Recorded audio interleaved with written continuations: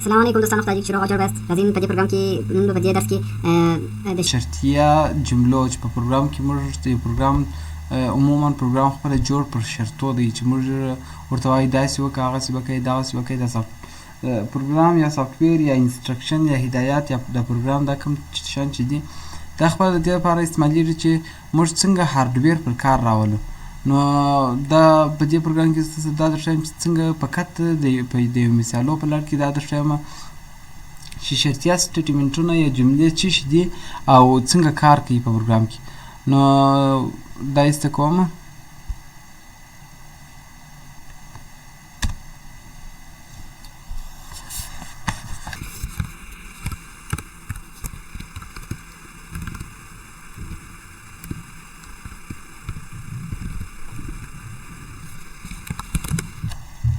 اوس یو دوه ویریبل معرفي کوو.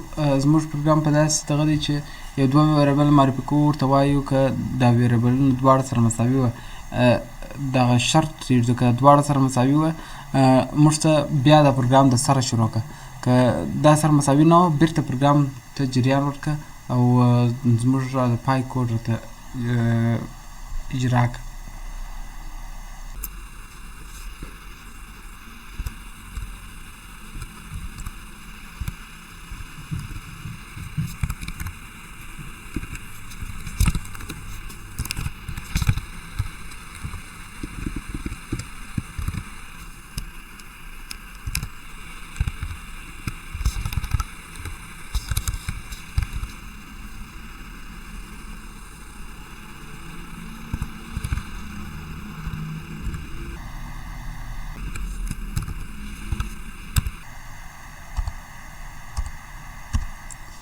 د اوس مو دا د څخه وغوښتله چې ستا عمر داخل کړه.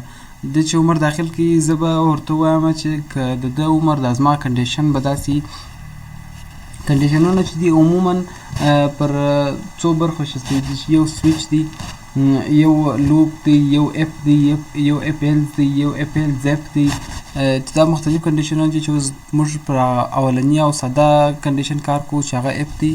نو اوس زه درته وایم چې که د عمر تر 25 کاله لوړ دی نو باید تا ته واده در وسي. که تر 25 کاله د عمر کم دی باید واده نه در وسي که بالا دی باید واده در وسي. نو راځو دا کنډیشن وکړو.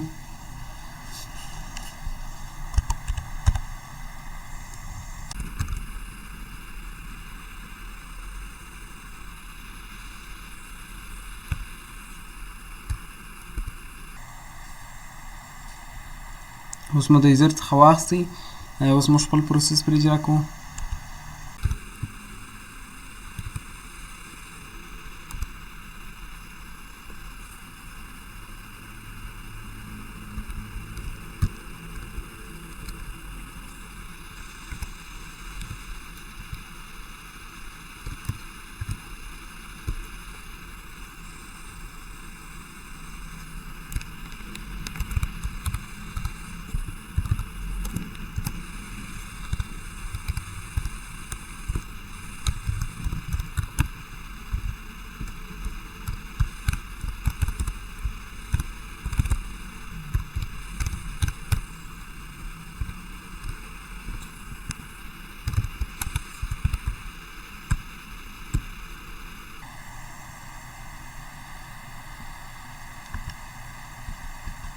موږ کنډیشن هر کنډیشن چې دی دوه حالته لري. که صحیح یو عمل موږ سره اجرا کوو که نه صحیح بیا بل عمل. اوس که دا صحیح سو که د 25 کوچنی و د عمر د 25 کوچنی و د عمر نو دوی به ورته وایي چې ستا عمر ډېر کم دی. بل مو ایلز دی. ایلز چې دی خپله داسې معنا لري لکه که دا کار نه وسو دا به وسي نو هغه دپاره بیا موږ ایلز کاروو.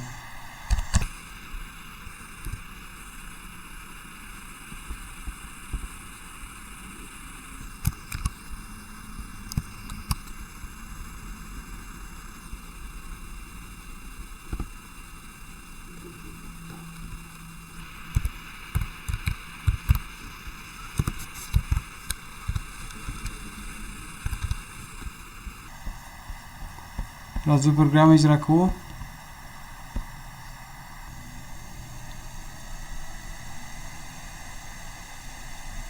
ښه اوس وایي څه عمر داخل کړي، زه ورته 22 کاله داخلومه.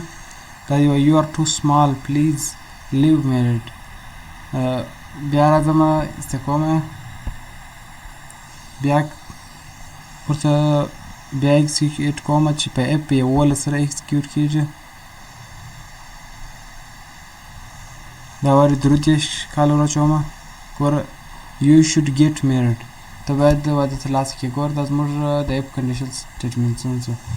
د راتلونکي ویډیوګانو انشاءالله د C++ فقط مثالونه راسره تعقیب کوي په داسې ویډیوګانو کې.